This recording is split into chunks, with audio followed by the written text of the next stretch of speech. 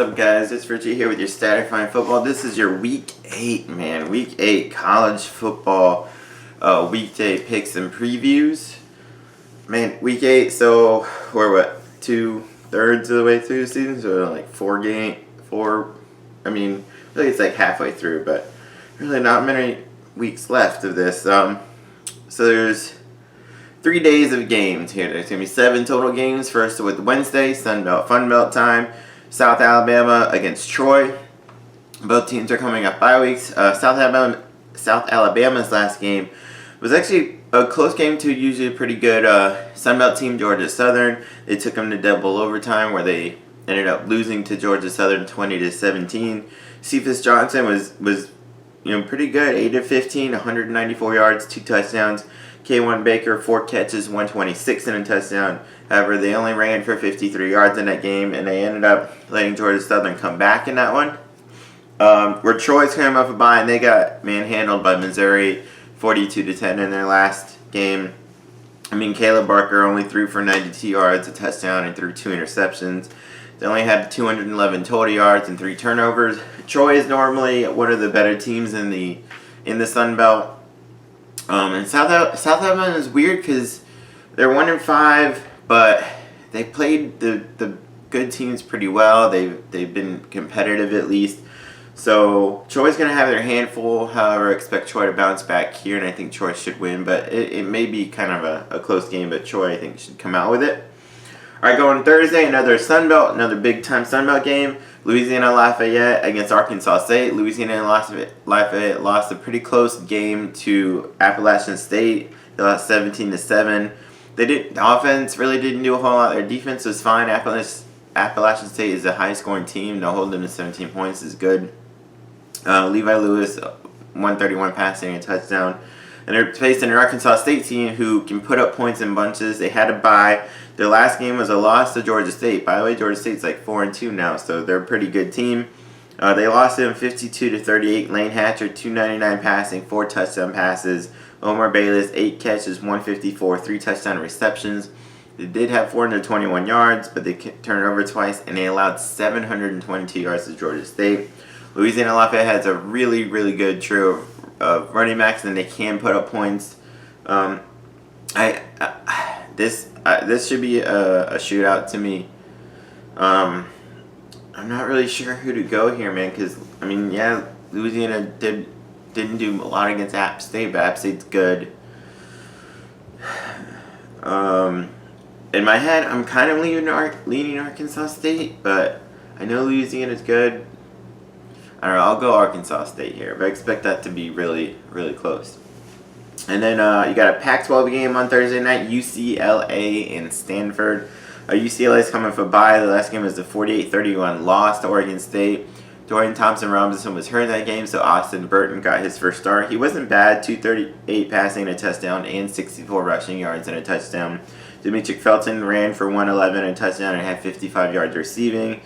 And they did put up 492 yards and 256 rushing yards. Where Stanford is coming off a bye, and their last game was actually an upset over Washington, 23-13, and it was a game where Stanford kind of went back to what they've been doing for the last 10 years. Like the last year and this year, they've been more of a passing team, but in the past they went by running game and defense, and that's what they did against Stanford.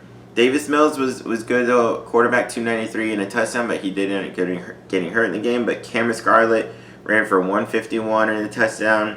They put up 482 total yards, and they held Washington to 294. So they had a really good offense to not a whole lot, and they got their running game going, their defense is going. I'm going to go Stanford here. I think DTR, Dorian Thompson-Robinson, might be back for UCLA. But UCLA hasn't really shown much this year in Stanford. It seems like maybe that game against Washington could be kind of a turnaround for their season, kind of get back to the way they used to do things, and come out with a win there. All right, Friday, there's a whole bunch of games there. There's 4 of them. Starting out with an interesting CUSA matchup, Marshall and Florida Atlantic. Marshall's coming off a 31-17 Old Dominion. Isaiah Green passed for 170 yards and touchdown and added 59 rushing yards and a touchdown.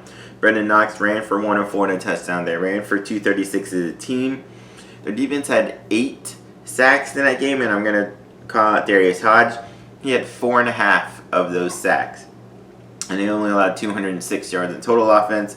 They were 3-3, and they want to get back into this USA there. Or they're just one game behind Florida Atlantic. Whereas Florida Atlantic, they come back with a nice hard-fought win against Middle Tennessee State, 28-13. Malcolm Davison ran for 149 and a touchdown. They ran for 2 or 3 as a team. However, they were outgained by Middle Tennessee State, 459-364. But the difference was Middle Tennessee had 3 turnovers in the game. And even on Middle Tennessee's first touchdown, Florida Atlantic blocked the extra point and returned it for 2 themselves. So when Middle Tennessee even had their chances and technically cashed in on their chances, they couldn't complete it. You know what I mean? They allowed Florida Atlantic to come out with the win there. This should be a really interesting game. I'm gonna go Florida Atlantic with this one. I think Florida Atlantic's better this year than they were, and Marshall's shown they can put up points and they can do things and they can move the ball, but they turn it over. So we'll go Florida Atlantic there. All right, an ACC matchup: Pitt and Syracuse. Pitt is actually 4-2. They're coming off a bye. Their last game was an awesome game against Duke. They beat them 33-30. Pitt was actually up 26-3 at one point. Duke comes all the way back to lead 30-26 with a minute and a half left in the game, and then Pitt scores a winning touchdown. Kenny Pickett, 268 passing, 3 touchdowns, and 2 picks. Always got to cut those down. They only ran for 69 yards. They did commit 4 turnovers in that game. However, their defense forced 6 turnovers in that game, including a pick 6, and they had 3 sacks. Whereas Syracuse is coming off a 16-10 loss to North Carolina State.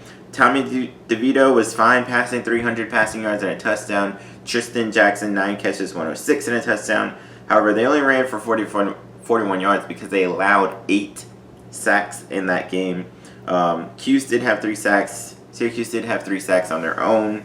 I'm going to go Pitt in this one. This should be pretty interesting, but Pitt seems to just find weird ways to win this year, and I expect that to be another one. All right, Big Ten matchup. This shouldn't be much of a game. Ohio State and Northwestern. Ohio State, both teams coming off byes. Ohio State's last game was a 34-10 win over Michigan State. Justin Fields, Heisman candidate in my mind.